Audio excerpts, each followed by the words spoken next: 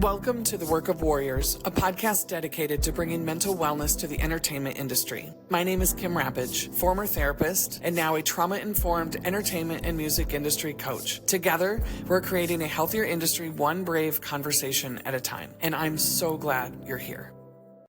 Thank you for being here. Welcome so to The happy Work to of be here. Warriors. Thank you. I feel like this is so full circle. It really is. You got all your new branding and everything. I feel like I've had this like backstage pass to this show for the last few months, and so it's nice to be in front of the camera. Well, I mean, I have so much to thank you for. You haven't even seen. You've only seen a few pieces. I know. I'm so excited to see all of it. So again, thank you for being here. I know that you are a master of honoring your time and your energy. So the fact that you said yes, just it means the world to me. So thank you. I wouldn't have wanted to be anywhere else. I actually said no to a lot of podcasts this year so far. So Well, thank you. I'm very happy to be here with you. Thank you. You know, Danielle, I've worked with a lot of coaches and I follow a lot of coaches. I've worked with a couple of coaches that I got burned by. And I know you know that lane. Same. You know, you've seen it. And so it takes a minute for me to trust people. And, I think back, like, how did I find Danielle? What happened? And it was really when you were talking about nervous system healing, somatic healing, doing your work, because there are so many coaches who are teaching mindset coaching and teaching, business and all these things without even touching on the fact that we all have, we'll get into, whether it's human design, Enneagram, but a nervous system and a story and a backstory and tapes that are running that they're not addressing, and at least not on a somatic level. And so it really drew me to you, drew my energy to your I'm so energy. glad. Yeah. Yeah, it's this is like a pretty common conversation. I think entrepreneurship is it attracts a lot of people who are either like firstborn daughters, overachievers, people that kind of don't want to take no for an answer, don't want to be told what to do. And in a lot of ways, it works for us like firstborn daughters. It works for us like overachievers. It works for those of us with abandonment wounds and worthiness wounds because we don't need to rely on anyone else. We can just do it ourselves. And you bring yourself with you everywhere you go. And so I think a trend I've noticed a lot, especially in the coaching industry, to your point, is that a lot of people come with their stuff and they haven't released a lot of their wounds.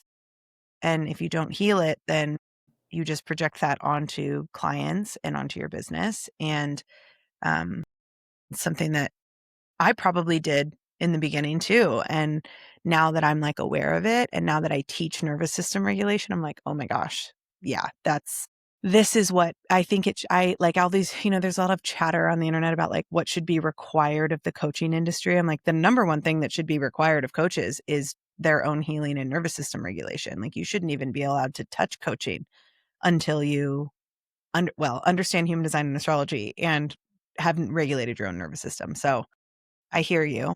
And I don't think you're alone in that you've been burned in the past. I'm also very happy to hear that that was not your experience with me. Oh my gosh, no. I have grown more, I think, in the last 6 months than I ever have. I had one other coach who did like integrative healing work, which was all when I was introduced to the nervous system. Yeah. Surprise, cool. surprise. I mean, that's where I had a ton of growth. And then this last 6 months. So yeah. Well, it's a big a time for you too, because I know we're both Scorpio rising. So we're kind of entering into this Pisces energy from the same house, and just the work you do and the industry you're in. I feel like you're about to blow up in so many ways. Well, I'm excited. So many, I mean, if not all of my clients, right, who have had any number or any level of success. And then we dive into the nervous system, and most of them are like, what is that? Right. And so we have people who are wildly successful who are just burning and grinding and burning and grinding. And then they're in a system that says, burn harder, grind harder, sleep less, You're rewarded for it. Yeah. And and then you've got coaches who we just talked about who aren't regulated, who have all the answers, and I just see this cycle happening. And I see your work and mine, but it's like stake in the ground. Like, nope. Yep.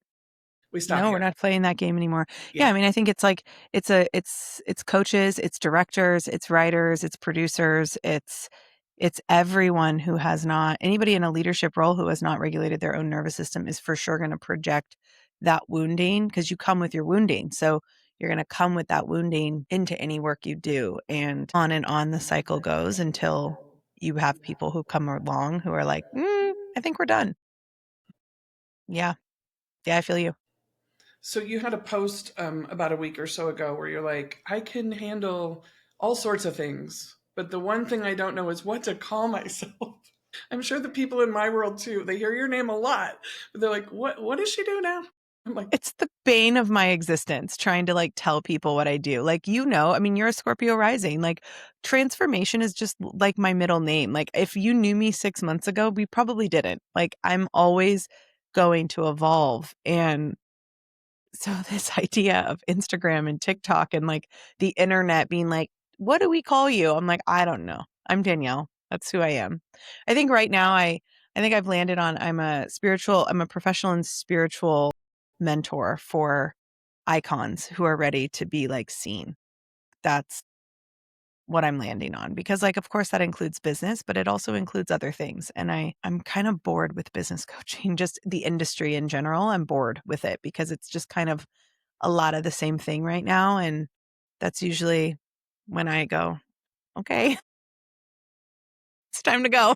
yeah, I heeded your wisdom. I was like, yeah, boring, boring. Get out of here. Get out. Yeah, I because know it's I always like the 4-step process, right? the my 4-step proven framework or the people that just like the only thing they talk about is how much money they make. And it's like, I get why that works. And we're entering a new paradigm. And I've never been one to be behind a trend. I'm usually the one in front of it. And so I've started feeling this. Well, actually, it's interesting. It's like when I attracted you into my business, that was kind of one of the first moments I was like, art is coming back to the forefront. Art is going to be what we keep talking about. And I think like my artistic and my creative and my playful side and how well versed I am in entertainment. I was a I was an actress. I'm a professional dancer. I've been a choreographer. I have a master's in acting. That was very much my world for a very long time. And I've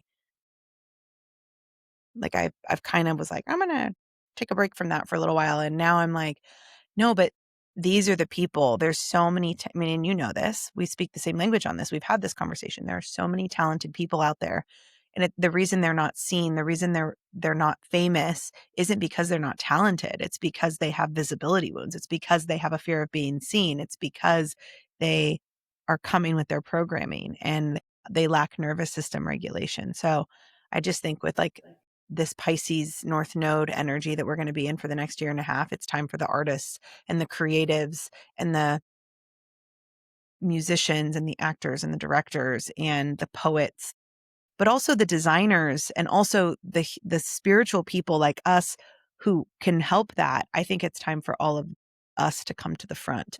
And I'm already seeing the shift. Are you? Oh, same, Yeah, same, same. yeah. I Yeah, see a anybody ton of who's artists like who are like, oh, I have a different voice. oh yeah, I oh have yeah, things to people are say. realizing their voice. Like people are like, "Oh, I have something to say." I did a reading with a client last week who was a pretty famous musician like in like 2016 to 2020. She was featured on a lot of really popular songs. And then she kind of went into her like dark night of the soul and then like decided to go off on her own and then like changed her name and all these things. And one of the things I said to her is I was like, it's time for you. She had a lot of Pisces in her chart, a lot of Scorpio. And I was like, it's time for you to come back out. It's time for you to come back to the front. It's time for you to realize that like your uniqueness is not something to shudder from. It's actually what makes you great. And that's going to be celebrated so much in the next few years.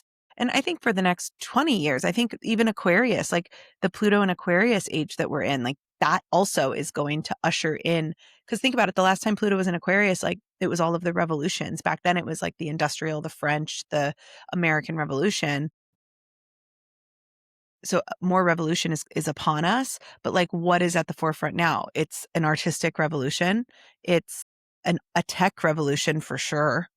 We're going to see new social media. We're going to see AI take off. We're going to see AI be integrated in such different ways. And I just think anybody who is hiding their artistic and creative self right now needs to step to the front of the line, because it's your turn. It's your turn. So, talk about how you use human design, because not everyone understands it's human design, astrology, Yeah. neurolinguistics. Yeah. Well, okay, so the way I look at it is like, so I teach this in Break the Matrix. It's like my signature program. I used to have a bunch of signature programs. Now I pretty much have like one. And Break the Matrix is split into 4 pillars. And the whole point is the deconditioning process. So it's how you take everything that you're programmed with and unlearning all of it to actually be who you're meant to become. And so the way all these things work together in my world is you have the past, which is all of your programming, all of your conditioning, everything your mom told you, everything your dad told you, the relationship you had with that teacher, that one friend that, said that thing to you in school that now makes you think that like you're not worthy of friends, all the bad relationships you've had, all of the job, changes, everything that's programmed you into thinking that you are this person. That's the past. Then we move in, then the maps are things like astrology and human design, numerology. I know a little bit of numerology. I would never say I would not say I'm an expert, but it is included. Myers-Briggs, just like any of these things that you can use to really understand yourself better. And just like bringing a map on a road trip, like neurolinguistics programming is in the past. It's how we take everything we're programming to like unlearn it and rewire it so that we can get back to being exactly who we came here to be, which we can discover through our map, which is human design and astrology. So the way I look at it is like if you and I were going to go on a road trip together from like Austin, Texas to the coast, like maybe like North Carolina, we're going to go to the beach. Along the way, there are obstacles, right? There's bridges, there's toll roads, there might be some weather, there may be some mountains we have to drive through, there may be like long stretches with no bathroom.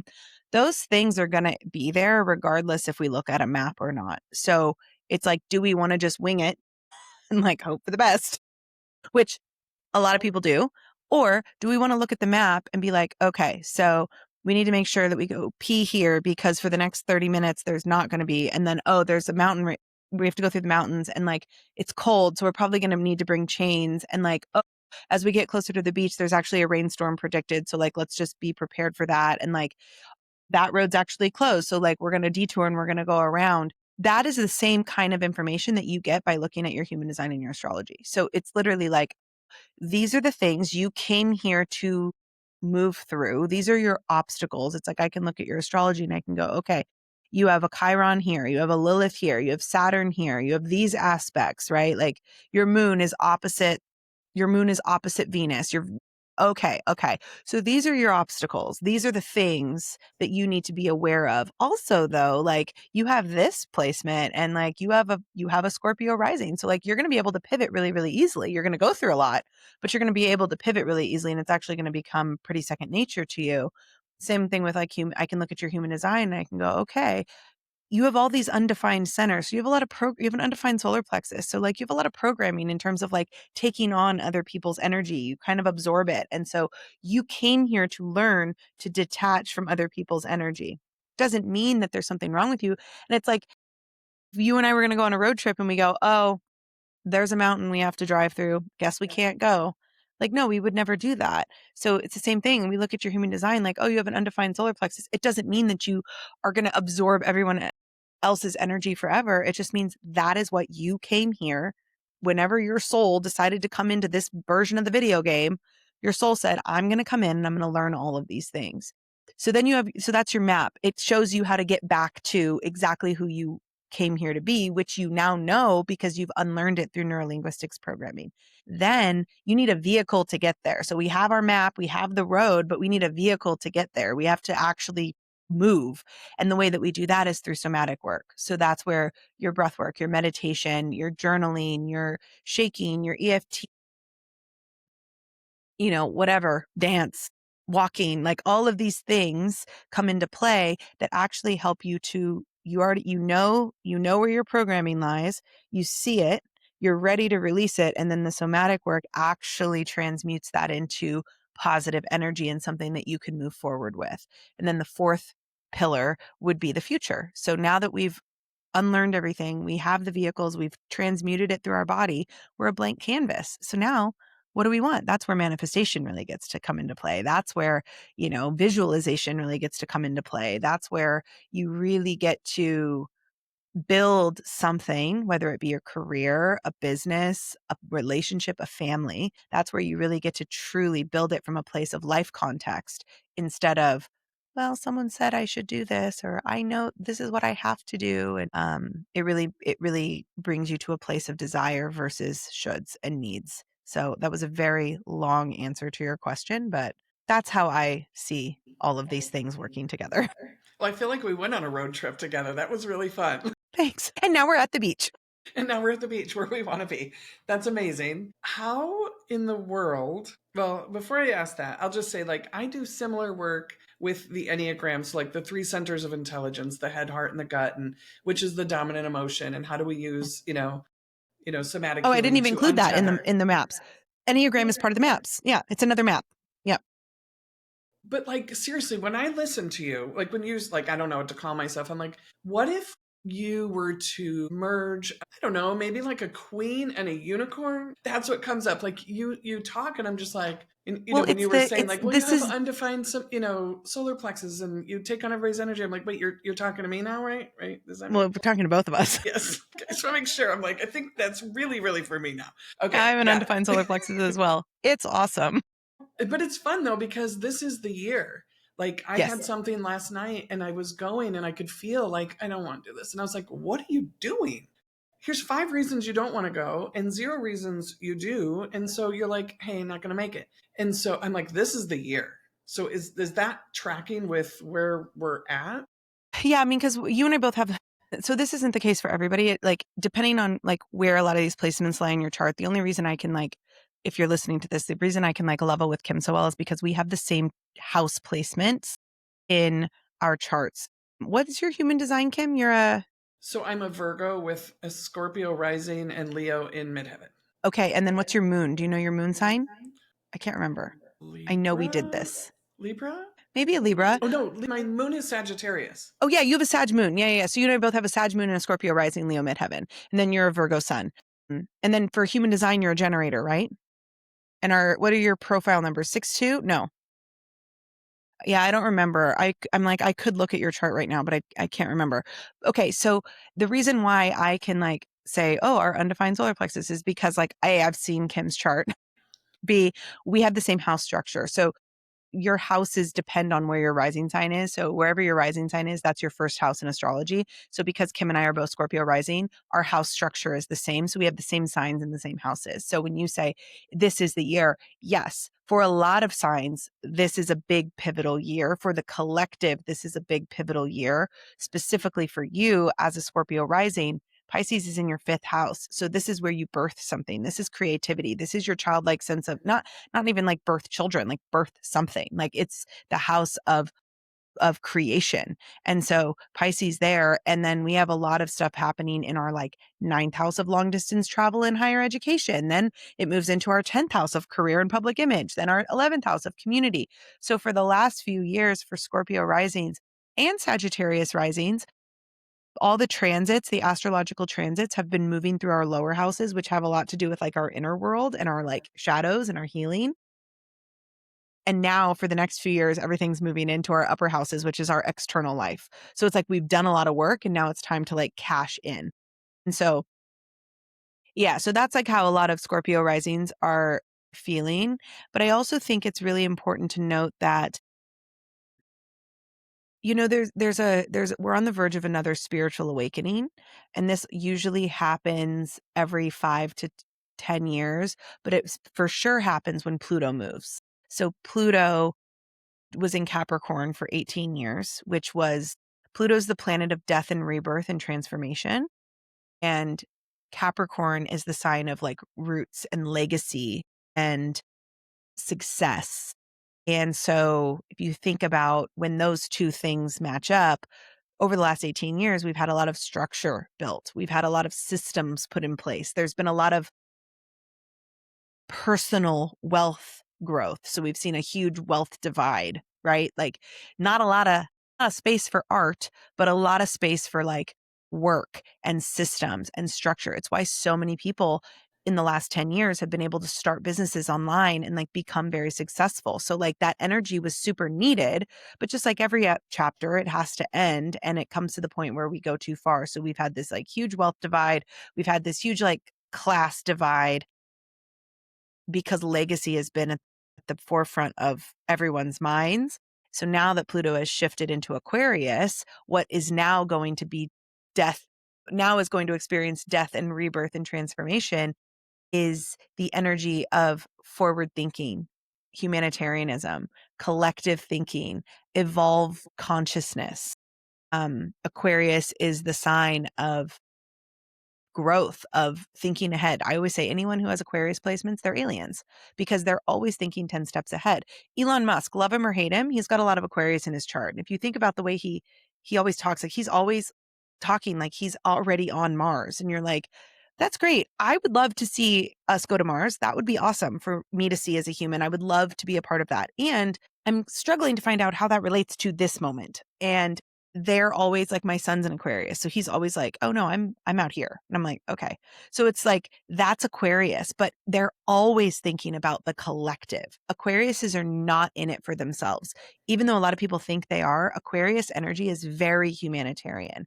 So a lot of people are like, all Elon Musk cares about is himself. I, as an astrologer, can look at his chart and I can be like, it may seem that way, but I actually think there is a piece of him that is so focused on like the collective that he's just doing whatever he can. So that's what we're going to see a lot of in the next well, it's a 22-year transit. So the next 2 decades are going to be built upon how can we come together, more unity, more humanitarianism, more innovation, more creative pursuits. So we're going to see a revolution in tech. We're going to see a revolution in art. We're going to see a revolution in probably I actually think that by the end of this transit, like faith, spirituality, religion, they're all going to be merged and it's all going to be the same thing, which it is all the same thing. But the system that built religion is going to fade away. Like organized religion, like systemic religion is going to kind of start to trickle. And it doesn't mean that God's going to get stronger, but it's going to be from a place of like inclusion and like true collective consciousness instead of like, did you pay your tithings? Are you committed to your church? No, we're committed to higher consciousness. Yeah. And I've seen so much of that already too. For sure. And you'll see it kind of go back and forth. Like I think what will probably happen first, because again, death and rebirth, right? So it's not just good. Pluto transforms, which you and I are ruled by Pluto with Scorpio rising. So like our chart ruler is Pluto and Mars. So the planet of death and rebirth and the planet of war rule us. So we're no stranger to Pluto energy. We know what death and rebirth looks like. And we know that like from our deepest grief comes our biggest moments. But that's what the collective is going to experience in this way. So I actually think there'll be a lot of people who have to go through maybe they were into astrology and then they go hardcore into the religious pipeline and then they come back to the middle. Like there's going to be a little bit of this like pendulum swinging a little bit happening on both sides. But eventually we're all going to land back in the middle. I do believe that. Chaos has to happen first. Sure. And it's probably a good thing, because there's a lot of systems that aren't working. Like the conscious level would say the simplistic version of what you just said, I think, is when we say cliche things like success comes from failure or, Yes. and then Yes. the next level is healing comes from pain. And then Yeah. this is Yeah. a Chaos deeper is level the of that. only path to evolution. Like, yeah, failure is the only path to success. Like you cannot be successful unless you fail. So a lot of the systems that we see right now, that if you don't have a regulated nervous system, you could look at the political climate of America right now and you could go, if you're not tapped into yourself, if you're not regulated in yourself, you could look outside of yourself very easily and be like, everything is going wrong. This is so scary. The world is falling apart. And like, I don't disagree with that. I think things are going to fall apart.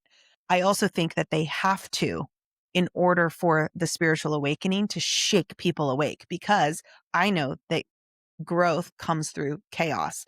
Rebirth comes through death. So we can't keep going the way we've been going. Things actually do have to crumble. And yeah, it's going to appear bad on the surface. And you can apply this to anything. You could apply this to political climate. You could apply this to people who want to pivot in business, who want to, you could look at the way that Hollywood, like you work with artists, like you could look at the way that Hollywood is going right now. There are parts of Hollywood that have to die. Like that cannot keep going the way it's going. When the Me Too movement happened, like things had to die. And that was how things were reborn. And it's like, I was listening to this interview the other day with Cameron Diaz, and she was talking about how she just shot that movie, the first movie back on Netflix. I just watched it and I can't even remember what It it's was so called. good. I don't remember the name of it. She was like a spy. Yeah. Yeah. So she was like doing this interview. It's going to come to me, and we're going to be on to a completely different topic, but it'll come to me. But it's on Netflix, and she was doing this interview about how like the climate of shooting movies. And she goes, I haven't made a movie in so long because I raised my kids, and it was so different because before, like you'd have people making comments about your body, or like there'd be like weird comments about women. And she's like, there was none of that. There was so much respect. There was so much things. And I'm like, yeah, but look at what had to happen to get there. Right. So that has to apply to everything. And I think people forget that because we want to hold on so tight to what's safe. Even if safe is killing us, we need to learn to choose unfamiliar peace over our familiar chaos in order to truly grow. As a Virgo and an Enneagram 6, where fear is so dominant, I spent so many years afraid of what might happen. Yeah. And then once I learned how to heal my nervous system, learned who I am, learned more about myself, and of course I'm still learning. Now, when something happens, I'm like, oh, yeah, of course. Here we go. Yeah. It doesn't. Well, you have this like, you also have this juxtaposition between your Virgo sun and your Sag moon. Like your essence is Virgo of like needs to have structure, like needs to make sense, has to be rooted in reality. And then you have your Sag moon that's like, does it though? Like, so I always feel like people with like Virgo and Sag in their big three, those two signs need each other so much, but there's also a lot of this. And it's like, I feel like anybody with Sag and Virgo in their top three, it's like you are literally towing the line between getting a real job and like selling everything and riding on a horse off into the sunset at all times. Like every day you could go either way just as easy. I can't relate to that because I'm a double Sag sun and moon. So I'm always like fire levitating across a field all the time. Structure, what's that? That's why I have a team of Virgos who work for me, because like they're like, okay, but like, let's hold on a minute. The other folks can't keep up, Danielle. Yeah. I have a question for you because I used, so Enneagram. I want to talk about Enneagram because I think we've actually had this conversation briefly. I think my issue with the Enneagram, and wow, I can talk. My issue with the Enneagram has always been the fact that when you answer that, I like systems, and this is probably just my own bias. It for sure is my own bias. I like systems that are determined by your birth chart because that's your snapshot. You're who you are. Where like Enneagram, when you come to the Enneagram, you're answering it from where you sit in this moment. So before I had regulated my nervous system, I was an 8-wing 7 through and through. Once I healed my nervous system and I went back to the Enneagram, I was no longer an 8-wing 7. I was no longer an 8. Like I did not relate to an 8 at all anymore. And I was like, I mean, I did like, doing my own thing, like, but it wasn't so bullheaded. It was like, it was more from a live and let live energy. Right. So like, I would almost say that I fall more into like the 7 energy now than I do the 8 energy. And I think that this has always been my thing with the Enneagram is I'm like, do the Enneagram obviously before you regulate your nervous system and then come back to it and see if it's different. Is yours different? Have you seen yours change at all? So how I use it, honestly, is, you start with where you're at or kind of what feels true to where you've always been, kind of what's been your vibe, Yeah. like mostly. Yeah. Unlike things like, because I have like a therapy and social work background. So unlike things like Myers-Briggs and that sort of stuff, like where you just kind of get put in a box and you get handed a box and you're like, great, I don't know what the hell to do with it. Yeah. The Enneagram for me is like, I feel like that's where I learned I could borrow energy. Cool. And so I don't like, I'm a 6 with a 7 wing, definitely a lot of 7. But I don't like at my core, I think there's that fear underlying, but Yeah. I've regulated my nervous system so much that could still be my core, but also like I'm moving into the 9, which is the peacemaker, and I love the 2, who's the helper, and I like the Enneagram because you can evolve and Yeah. use the energies of all the patterns, so there's no Yeah. box. They Yeah. say like the Enneagram it doesn't put you in a box, it actually helps you out of the box that you've been in. So that's interesting that you say that, because I think that that is a huge misunderstanding of the Enneagram, because that's also the misunderstanding of human design. Like there's people that'll be like, I'm a manifester, so I'm just never going to be able to do this. And I'm like, no, if you're using these systems to validate your wounds, then you're using it wrong. These systems are meant to be your roadmap for getting out of your wounding pattern. Exactly.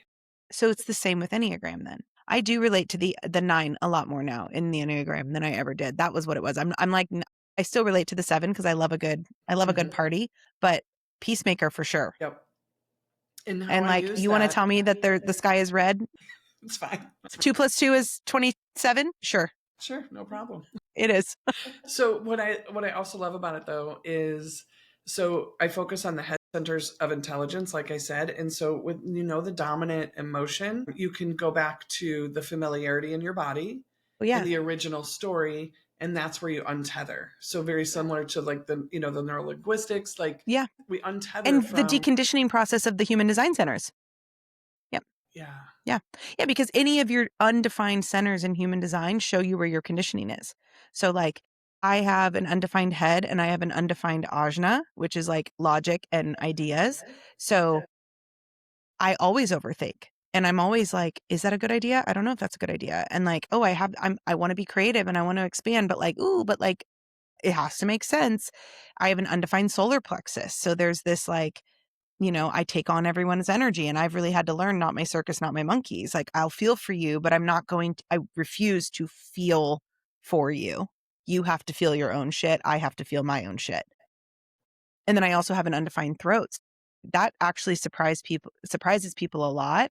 But I'm like, but this is what I mean when I say it is your map. I wasn't always a good speaker. Used to over communicate and try to prove myself more until I deconditioned the belief that I had to do that to be loved or worthy of success. And now, obviously, I am a speaker. It's like these things don't confine you. They're just like a cheat sheet for how to get out of your patterns. Yeah, so it's the same. See, they're all the same. Everybody listening, that was a really long way for us to tell you that this is all this. It's all the same. We're doing the just same work. just We're doing the little same work, and we're different, just doing it maybe with a different different, lanes. Yeah, yeah, just a few different a lanes going the different same color. place. Yeah. Yeah, that's all it is. I mean, also, how old are you, Kim? 53. I'll be 54 this year. So you're the Pluto in Libra. I believe you. Yes. You're at the beginning of Pluto in Libra. So you unlearning and healing a lot of your patterns is not typical for your generation. Like me, the Pluto and Scorpio generation, we came here to heal. Like we are the Pluto, the planet of death and rebirth. We are the Scorpio generation of like the millennials. It essentially goes by, because are you Gen X? 71. Yeah, Gen X. You're like right at the beginning of Gen X. Yeah. So you're not the boomer generation. No, No. just I missed was it like, maybe. no, you're Gen X. So you're Gen X. And so the millennials, like we came here to end our lineage, our generational patterns. Like we came here to heal. That is why we're here. The Pluto and Libra generation, you came here to make peace. You came here to be just. You came here to make sure that fairness was honored. That's beautiful. Yeah, that's beautiful. And there's a duality to everything, right? So similar to there's a duality to like the generation that came here to heal generational patterns is like sometimes millennials were a little too serious. And like we have to remind ourselves that like it's not that serious. And like actually, even though we are like healing all the time, we can also like have fun. And we don't need our whole life doesn't need to be about that. The duality to like creating beauty and harmony and a fair and just world to live in, the shadow of that is that you did a lot of outsourcing your power to other people. You probably, when you were younger, I know this because we've had this conversation, like that's why you always put other people ahead of yourself, and now are learning that and learning nervous system regulation. Like Libra energy, as much as you think that it's rooted in nervous system regulation, it's not, because it's rooted in, they put peace and fairness above regulation, because you having your, like me having a regulated nervous system, you having a regulated nervous system is not always going to feel fair for people around us, because if somebody wants more of our attention, we're unwilling to give it because of our regulated nervous system. That kind of takes fairness and peace out of the window. So the Gen Xers that are actually doing the work that the millennials do, it's not normal. It's not everybody in your generation is doing that, or at least they're not yet. They will, but they're not yet. So you're like way ahead of your generation in that way. But it's because you're a Scorpio rising. So like death and rebirth and transformation has just always been a part of your life, and you've experienced a lot of grief and you've come out on the other side of it a lot. So it's easier for you to do that. That's amazing. In junior college, at like in the lunchroom, wherever, the community lunchroom where everybody would hang out, I was called the group counselor before I ever had any ideas of being a therapist or a coach or anything. And people, even in like high school, if kids ran away from home, they came to my house, Yeah. which my house was not the place you needed to go. I was Yeah. trying to get out. But, it's just, I've always had that, like, there's something wrong here. There's something different. And so that totally tracks. Well, and you also have an 11th house, because Virgo is our 11th house and that's where your sun is. So you have an 11th house sun sign, which the 11th house is community and it's networks and it's social circles. So somebody with a sun there, you're in your genius when you're building community and you're making people feel a part of something. And you know that about yourself. That's where you feel the most. Yeah, that's where you feel the most at home. And then we both have second house sun and moon. So it's like the more that you honor your sun sign, the more that your emotional world, your moon sign feels safe. So because the second house is all about wealth and finance and self-worth, you've always made more money and felt better about yourself when you are feeling like you're making people feel seen, heard, and appreciated. That's how like sun and moon are connected. Now, if you're crazy like me and they're in the same house, that's fun. How do you remember? I was going to say, like, how in the world do you remember all this? I know when I learned the Enneagram, when it came across my desk, I just ate it up like it was candy. And I was like, I couldn't get enough. And my husband would be like, how do you remember this? And I'm like, I don't freaking know. It's just meant for me because I couldn't remember what I had for breakfast, but I could tell you what they're Yeah. worried about, right? Yeah. Like, You how do are a you? 6-2. I remember this. You and I have the Okay. same human design profile. It's the 2 line. Like there are things like anybody with a 2 line, there are certain things that we were just born like understanding. Like for me, understanding the connection between the brain, the subconscious, astrology, human design, and somatic work and manifestation is just like, it's a language that I just like understand. I didn't have to work very hard to like when I learned, I don't know if you feel like this with the Enneagram and like the work that you do with like the conscious centers and stuff, but when I learned about all of this stuff and I saw it all like combined and I was like, "Oh my gosh." It wasn't like I was learning it, it's like I was remembering it. That's how I felt about the Enneagram. That's it. Like I remembered it because I came into this world already knowing it and I had to remember it. And that's the thing with the 2 line is like we're projected on a lot. Like Scorpios are projected on a lot. 2 lines are projected on a lot. It's like this people project their fears and their scarcity and their desires onto people who naturally figure things out very well. Same with us Scorpio risings. Like I always say, if you're a Scorpio rising, you know what it feels like to be hated because you breathe. It's just the other day on TikTok, someone was like, I'm really trying to listen to you, but you talk too much with your hands, so I have to go. And I'm like, okay, bye. See you later. Yeah, like that's it. And it's like the same with the 2, like things like 2 lines were born with the how hard could it be gene. And so, like I always say, 2 lines could have raised themselves. We did in a lot of ways. And so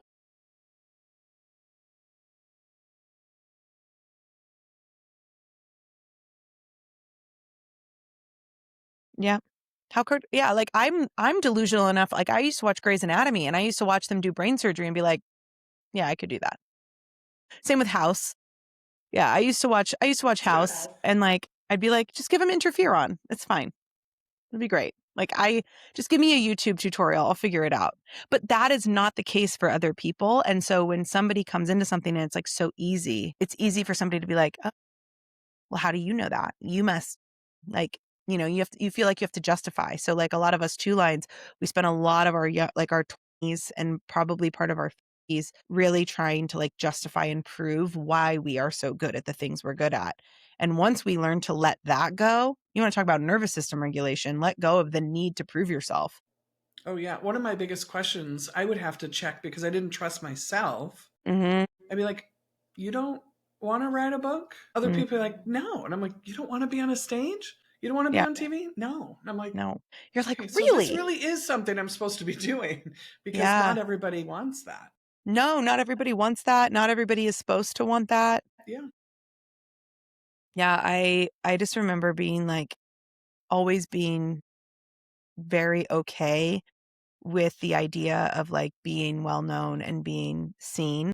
And, obviously there was programming involved in that. But yeah, I mean, like I also have kind of a photographic memory. So it's probably why I was so good at acting and like memorizing scripts. Like I would read in college, like I would read a script and I would memorize it in like a day.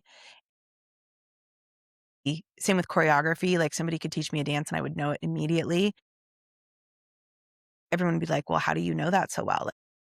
People would used to accuse me of like getting special help from like directors. And I'm like, nope, just, I just have same with like song lyrics. Like I can hear a song once and I know the words. My son has it too. So it's fun to watch it from this perspective, watching him have the same experience as I do.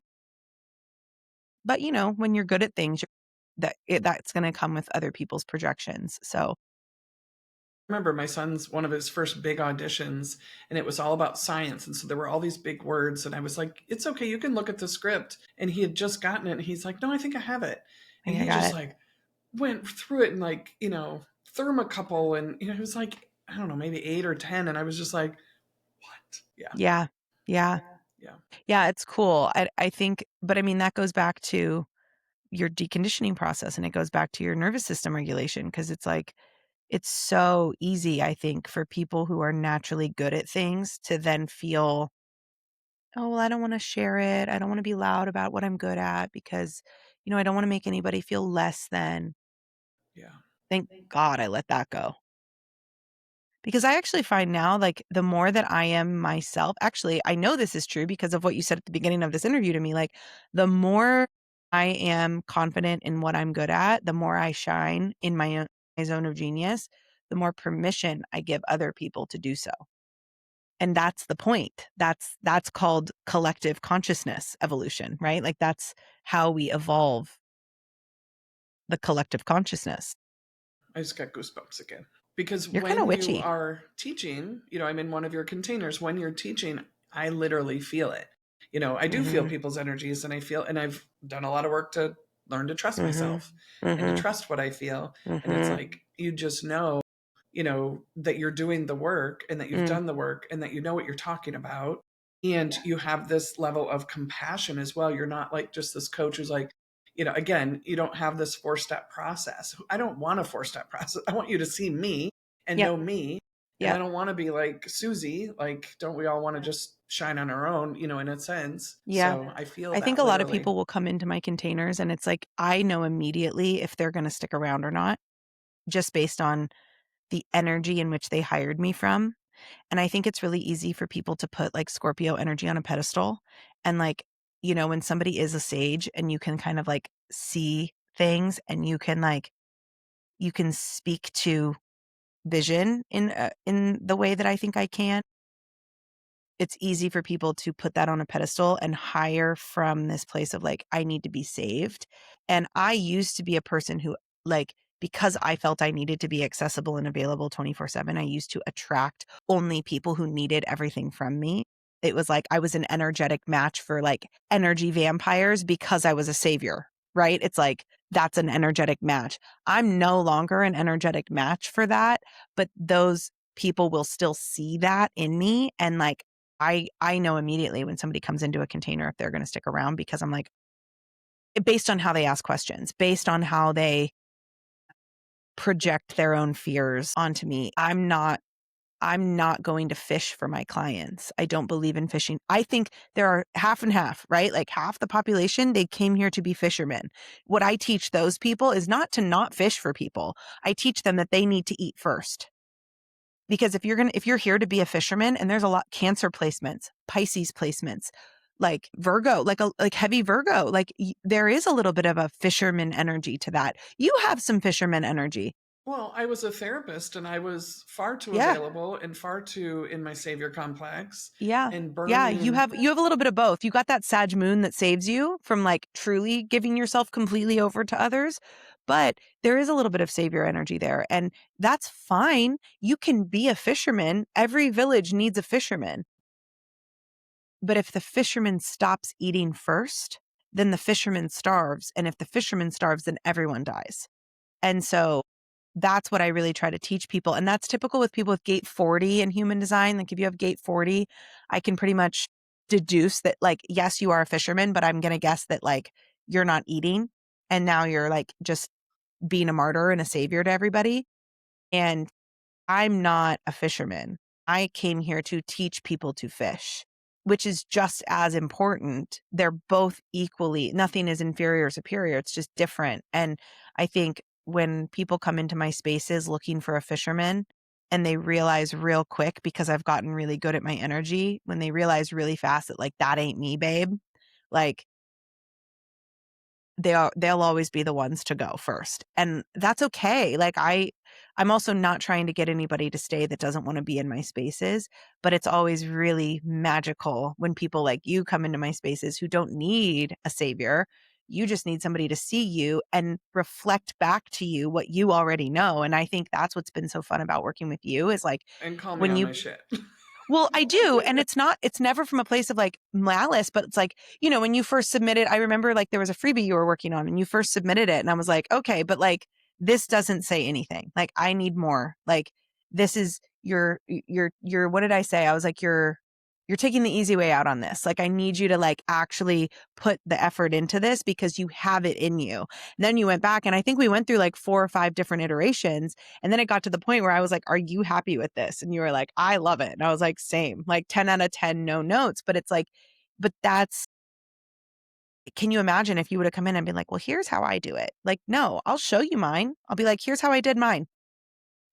Like, there are certain things like, yes, I recommend a page of like how people can work with you. I recommend testimonials. Those are just things from a strategic perspective that are going to elevate your product. That doesn't need to look the same for everybody. Like that can look a lot of different ways. And so it's been really fun to work with you in that way because I'm like, and I always think about like, what we've done in the last 6 months. I'm always like, then I always start thinking about like, okay, like we've come this far in 6 months. Like, where could I take this person in the next 6 months? And it's just like, that's the game I like to play. And it's just like it's a really fun, but I'm also very obvious, like you said, like you feel the energy. I'm very aware of when somebody comes in and I'm like, Yeah. It's you're been not fun for gonna me. last. I mean, I've overcome a lot of tech blocks and I've had fun with like tech stuff that used to overwhelm me. And now I'm like, oh my God, this is creative. It's fun. Having Isn't a tech blast. fun? It is now. Yeah. Thank you. It's like tech is something to learn. And then once you learn, it's a tool. It's just like anything else. It's a tool. Yeah. And the blocks are, the woundings and all that It's good the stuff. Libra. It's that Libra energy of like everything has to like I have to make sure that I always appear charming. It's the good girl energy. Pluto Libra generation came with good girl energy. Oh, I have to not rock the boat. I have to remain peaceful. I have to remain charming. Actually, like I love when a Libra gets a little bit like, like Kendrick Lamar is a Libra rising. And like you want to talk about the long game. Libra energy plays the long game. And when they're ready to get their justice, they get it. So it's so fun to see you like stepping out of all these boxes. And like, I remember one of the very first things you said to me was like, I don't know, like, I just feel like maybe I'm not, it was something about your age or it was something about like, Yeah, I'm like too late to get on the like tech train. And I was like, what? Yeah. There've been a couple conversations that we've had there. I'm just like, yeah, I could go down a rabbit hole. But that's why we get along so well, because you and I are both Scorpio rising. So it's like, I respect when my coaches are real with me too. Like, I don't want somebody to just be like, this is great. Like, can you imagine if somebody was just, if I was just like, yep, looks good. No, you know, it doesn't. I know it doesn't. Let's fix it. Let's make it the best it possibly can be. Because isn't that the point, that we are like living our fullest expression? That's the point. Yeah. I have so many clients who they'll just wrestle and wrestle and wrestle. And I'm just like, and then they're like, okay, I get it now. You're right. Well, and you work with a lot of artists, so like they're conditioned anyway to like be wrong and for it not to be good enough. I mean, gosh, coming from the dance world, like I was so conditioned that like I had to be perfect. Otherwise, it wasn't good enough. And so you probably have a lot of clients who come with the wounding, regardless of what part of the industry they work in, of like, I don't want to put myself out there unless I can guarantee it's going to be perfect. And it's like, well, then you're going to be in the Have shadows for already a long put time. themselves out there and they're not being true to themselves and what they really want or don't Mm, want. And then they hmm have the fear of the big Being system that says, canceled. The fear of being you canceled is can't. real. Yeah, you can't. Yeah, the fear We'll of find I've somebody been else. I've been afraid of that before. I mean, I have a pretty dark sense of humor, and the people who get it. But a stranger on the internet who the first thing you're seeing is a reel where I posted like, the reason I'm so resilient is because I watched people jump live from a building when I was in 8th grade. The amount of comments of like, this is just tone deaf. It's like, I used to let that kind of stuff like stop me. And now I'm like, that's my sense of humor. And the And more my you stick truth. around, it's my Like truth. it Like, did no, it's impact not my me. whole personality, but Right. like if you think about like everything that the millennial and the Gen X generation saw live on like they just rolled in the cart in 8th grade and we're like, here, we're gonna watch this. This is history unfolding. I'm like, hi, like it's like like I remember my history teacher in 8th grade was like, this is history unfolding before our eyes. And I'm like, yeah, it's the before our eyes thing though that I think is the problem. Like, I don't know if I need to watch people jumping from a building and hearing the sound of them hitting the ground. I just don't know if I need that as like a 13-year-old. Yeah, it was crazy.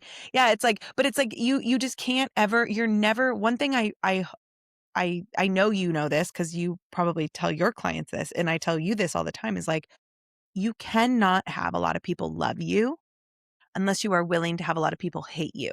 And that's just the universal law of polarity. It's a universal law as real as gravity. We just don't talk about it a lot. And it's Newton's third law of physics. For every action, there's an equal and opposite reaction. So like if what you're doing in this world is not strong enough to repel the wrong people, it's not strong enough to attract the right people. So like Switzerland should never be the goal when it comes to content and when it comes to putting your art into the world.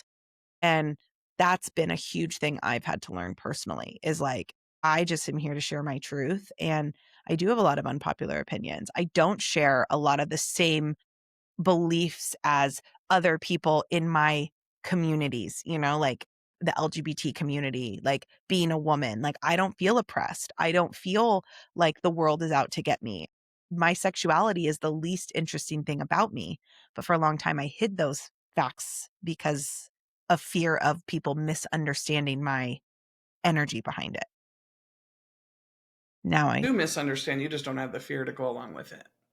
I don't fear being burned at the stake anymore. Yeah. Yeah. I mean, they never So burned witches. They burned women tell who had me, a voice. I'm going to jump into more of the mental health piece. Have you had your own? So, like, the whole point of this is to give people hope, Yeah. right? Like, for those of us who've had the dark night of the soul, or a few who are now thriving in our nervous systems, most importantly, but also in business, also in relationship, also just in our life, in our friendships and whatever. What would you say? What would you share that you've experienced? Because I Yeah. I think mean, it's easy to look at you and go like, wow, you're amazing. You've got it all figured out. And if I could just be like Danielle.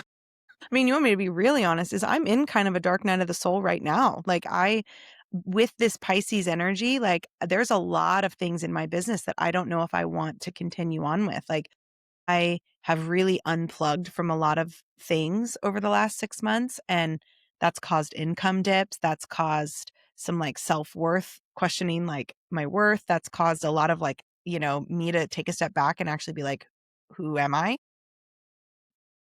So I'm kind of in one right now. My dad dying, I've had abandonment wounds since I was 13 because my mom kicked me out. But I was able to like hide those or ignore those because I had my dad, and my dad was the exact opposite. So where I had a mom like telling strangers not to compliment me because it would go to my head, which like again, she's doing the best she can with the resources she had, like I'm not mad at her. I love my mom, and damn, wish she had more resources, like, but on the exact opposite end of that spectrum was my dad, who like, I always say, like, my joke is like, I could have farted and my dad would be like, that was the greatest thing I've ever seen in my life. Like, that's how my dad was. And so when he died, it was like, you want to talk about a dark night of the soul, like everything fell apart. Like everything I was fell apart. Everything I thought I was fell apart. And I realized for the first time in my life the difference between cerebrally understanding things and actually embodying the change you want to see. And I always joke, I'm like, who would have thought I would have taken a dead dad to heal my visibility wounds? But here we are.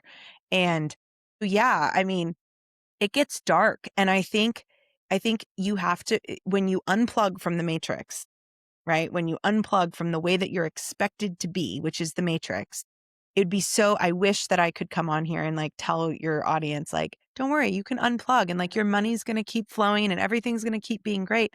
It's just not the case. Like, because the matrix rewards you staying plugged in, and it rewards you by giving your brain that cortisol, adrenaline, dopamine rush that keeps you in fight or flight and keeps your parasympathetic nervous system on vacation. Like, that's what happens. And so when you actually make the choice to unplug, it's going to feel like you're dying. Like, it's going to feel so uncomfortable. It's going to feel like everything is falling apart because, again, back to what we were talking about earlier, it is. And it has to. And the greatest moments will come from your ability to choose unfamiliar peace over and over and over again, no matter how much it feels like you're dying. Because you'll feel like you're dying. You'll feel like it is wrong because your income dips, things, the things that we've been taught are the priority. When they go away, you really get to know who you are. So the best hope that I can give you is like, no, it's not going to be sunshine and rainbows. And that will be the greatest thing that ever happens to you. Think about like a bow and arrow, okay? If you just pull back the bow and arrow a little bit, that arrow is not going to shoot very far.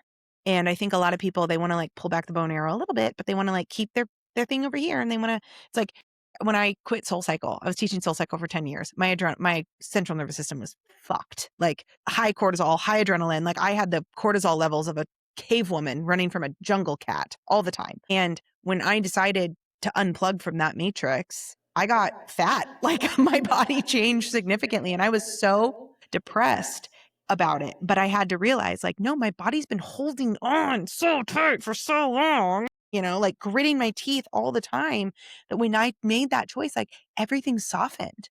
It had to. So like I had to gain weight, which was uncomfortable for me because I'd always been a fitness person and a dancer and judged on my body. So I had to feel what the other side of that felt like. I had to know what it felt like to not drink energy drinks and protein bars all day. I had to know what it was like to nourish my body intuitively. I was hardcore vegan for almost 20 years. And in the last 2 years, 4 years since my dad died, I've incorporated some eggs back into my diet. I eat dairy sometimes. And it's not because and that was so uncomfortable for me. But I was like, if I'm going to do this, I have to do it.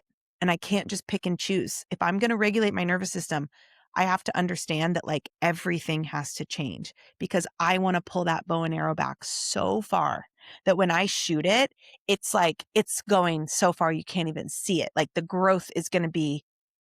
trajectory is going to be unimaginable. And I think a lot of people want to just pull it back enough. And that's what we do. We pull back a little bit and then we get a little bit farther and we're like, okay, see, it's good. But then it's like, but like that act of constantly having to pull back a little bit, like I'd rather just go for it and pull it all the way back and then shoot that sucker so far that we don't have to have this conversation again for a few years.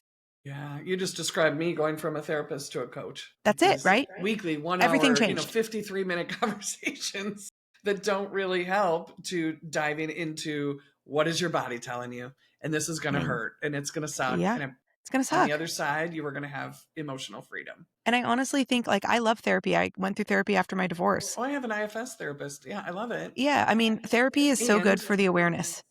It is an awareness piece. And if you've been in therapy for 10 years for the same issue and you've had no resolve, you're being ripped off. Like, point blank period, you're being ripped off. Your And therapist hasn't done their work.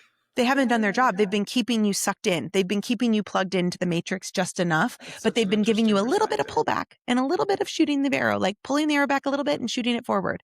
And it's like, I think that's the difference between the work I do now and therapy is like, I'm not a therapist. I don't have a clinical degree, but what I do have is the life experience and the certifications and like the life application of like, sometimes you got to just burn it all. You got to let it die in order to be rebuilt. Like you just have to. And it'll be the best thing you ever do, even if in the moment but that's why you get support. That's why you have a support system of people that have done it. Because if you're just surrounding yourself with people that are only pulling that arrow back a little bit, yeah, you're not supported now. And it's going to be really hard to follow through with that. So I would tell your audience, like, make sure you have support. Make sure you have somebody like Kim in your corner, like come follow me on Instagram. Like you have people in your corner that have literally burned it all to the ground. And I'll do it again. Cause like once you do it once, you can do it again. Yeah. Well, I rent an office from the business that I built. And so I sold my practice to one of my clinicians, and I just rent space for my local people. And it's just like I can do That's it full again. circle. So full circle. And it's thriving and she's thriving and it's right where Yeah, she's that's meant to awesome. be and exactly what the practice needed. And Yeah. it wasn't for me anymore. And it was hard to Yeah. walk away. And I mean, it was hard to work out some details, but it was just like I knew what I knew. Yeah. That's awesome. I recently just had probably one of the most powerful, you have those moments you're like, okay, this would not have happened a year ago or 10 years ago, where I was just in this really dark space. I'd just gone through something really, really, really unexpected and painful. And I was a little catatonic, not going to lie. Mm-hmm. But it Little was over the functional course of freeze. like 4 to 6 days. Mm-hmm. And I just kept saying, I'm just in the middle. I know Yep. this is for me. This hurts like hell. Yeah. There's a time it would have taken me out and I'd be wanting to wrap my car around a tree, but I'm Yep. not. I'm here. Yep. I'm Yep. safe. And I Yep. know it's happening for me and I know I'm going to be better on the other side. Just let me get through. I'm no longer interested in jumping around things like, okay, here it is. We're going through it. And like, Yeah. I got goosebumps again, but it's just, and then like, I feel the growth on the other side of those experiences. Yeah. I mean, the only way out of it is through it. And I think if you're trying to get through a one-way town in any other way than just going down the one way, it's going to take you a lot longer. And yeah, I mean, I'm in that right now. Like, I feel like I've been in the in-between. And, my psychic, I meet with a psychic at the beginning of every year and she does like my year at a glance. And she goes, listen, May, June, July, August, that's your time. Like, that's when all of these things that you're in the middle of right now are going to like take shape and they're going to fly. And it's going to be a really incredible summer. The growth though is going to be bumpy. And so she's like, you're going to have to sit through some uncomfortable moments this like January, February, March. And I'm like, can't wait. But it's true. And I think in the past I would have like tried to apply a different solution or been like, no, I'm just going to do this instead. Like, it's fine. I'll just do this. Pull the arrow back a little bit. But I've really been forcing myself to sit in these uncomfortable moments of like, I don't know the how. I don't know what it's going to look like. I'm just going to take one intuitive, playful step at a time and trust Pisces season. If there is anything about, we're recording this on the first day of Pisces season. So this is great. Pisces season is about trust. It's about unplugging and not needing to know the how. It's the opposite. It's the opposite of your Virgo sun. So we're on the opposite axis of your Virgo sun right now. So that line between what is real and what is delusion. And can you trust that the how will take shape? Not well, but I'm trying. Yeah. Well, thank you for being honest about that. Yeah. I think it's easy. But see, that's just proof, right? It's like, I'm still here. I'm still moving. I'm still grooving. Like, life is still happening. It's just the and yeah. There's an in between. Well, and again, I mean, back to where we first started, just me finding you and you were talking about how you were successful and you were also miserable. You were crushing it in business and you were miserable. And that's what I want people to talk about. Yeah. I mean, and in the past, that took me out, right? Like I let that Same. go for way too long. Like I stayed miserable for way too long in the name of a paycheck, in the name of making sure I didn't let people down. Now, which is what I'm in now, I'm not willing to do that anymore. So I don't wait as long. So the second my gut, my intuition, my sacral authority goes, something's off, I go, "Oh, okay, well then let's figure it out. Let's do it. Let's figure it out." So the more you do it, the more you're willing to unplug, the easier the unplugging becomes. Normalizing dreams change, goals change, relationships change, life I changes. sit here and I sit here and teach people transformation all day long. Who would I be if I wasn't transforming at the same rate? Oh, and I used to demonize myself over how fast I grew and how fast I transformed. I used to demonize myself over that. And I think a lot of that was like my mom used to be like, you change your mind like you change your underwear. And like, so this belief was that that was wrong. But now it's my genius. It's my superpower. And God bless my wife, because I'm always like, to be my friend, to be my client, to be my wife, to be in my life, you really got to hold on for the ride, because if you knew me 6 months ago, you didn't. But think of how much hope that gives people when you can honor that part of yourself. Honor yourself and honor the, whether you're talking about the human experience, human design, what story, whatever, like things are going to change. It's not personal. No, it is personal. It is personal. And that's the point. It's not personal. And it's not personal to that person, but it's personal to me. And my growth is personal to me. And if you take that personally, well, guess what? That trigger is the best gift you've ever been given. I am not the person. I think jealousy and triggers are the greatest gift we're given. It is divine guidance. If I'm triggered by something, something needs to heal. God, I have that signpost. If I'm jealous of someone, my intuition is literally saying, I want that. I want that. We need to normalize that. We need to normalize it. We need to normalize selfishness as not demonize it or try to change the definition of it. It's not selfish to take care of yourself. Yeah, it is. That's the literal definition of it, actually. It's the literal definition of selfishness. So it's not the definition we need to change. It's how we feel about it. It's not the definition of jealousy we need to change. It's how we feel about it. It's not the definition of being triggered. Everything, God, the internet, I'm so sick of the internet being like, trigger warning. Like, stop trying to not trigger people. Like, there's a difference. Now, listen, there's a difference. If you're coming to things to trigger people, then that's your own wounding pattern of needing to shock people in order to feel loved or feel like worthy, right? Like you need that adrenaline spike in your own body. That's not what I'm talking about. But like if you're sharing a very vulnerable story and you feel the need to be like trigger warning, no, you don't get to control other people's emotions. You don't get to control other people's reactions. If someone else is triggered by your vulnerability and your authenticity, that is their work, not yours. That is so brilliant. And I have a lot of conversations about how so much pressure is put on nurses, doctors, therapists, especially that therapists are responsible for their clients' emotions and whether or not they choose to stay on this earth. And it's like, No, what? you're not responsible for any of that. No, you're not I'm responsible not for any responsible of for my that. client's experience. I'm not responsible. I'm responsible for creating the space and honoring the commitment that I say I'm going to make. That is what I am responsible for, and that is it. I love that so much. If you Again, more conditioning. if you try to be responsible for everyone's experience, everyone's results, everyone's everything, then that just goes back to like you're looking outside of yourself. You're addicted to praise and outside validation. Like I like myself, everyone else's like is extra. And if as long as I stay committed to doing the things I say I'm going to do, then if you come into my space and you pay for my container, your experience is your responsibility. If you come into my container and you never show up to a call, that's not on me. If you email me and say, "Oh, I never got that information emailed to me," that's not on me. I'm sending out the information. If you unsubscribed from my emails, you can't ask me why you didn't get an email. That's not on me. If you miss the email about the retreat that I'm having, that's not on me. Yeah. We project so much. And I just love the work that you're doing. I think it's brilliant. I'm so grateful to Thank have you. found you and met Ditto. you and get to work with you and now get to share you on the podcast. Yeah, this is fun. I loved this conversation. Thank you for having me. Absolutely. Thank you for being here. All right. I'll see you in your container I know. somewhere I'll on see you on our call in Instagram a or week. what's that? I said I'll see you on a call in a week. Exactly. Right. Thanks, Danielle.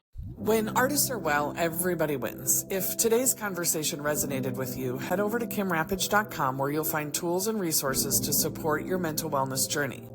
For questions about private coaching, speaking engagements, or being a guest on the podcast, email me directly at kim@kimrapach.com. Together, we can create better conversations, a healthier industry, and a happier you.